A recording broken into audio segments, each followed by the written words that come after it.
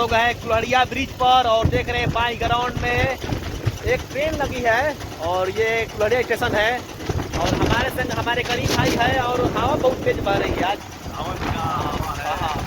और देख रहे हैं बाई ग्राउंड में ये कुल्हड़िया है ब्रिज है और हमारे गोलू भाई भी आए हुए हैं। देखिए गोलू जी देखिए मुस्कुरा रहे हैं, हवा मस्ती ले रहे हैं हवा पानी का। तो ये है तो जो नज़ारा दिखा रहे हैं आप लोग को, देखिए ध्यान से देखिए बाइक रोड दिखाते हैं आप लोग।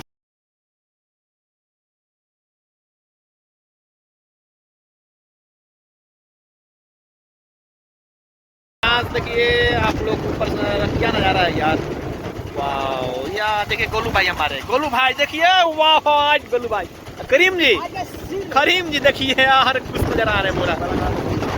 हाँ जी।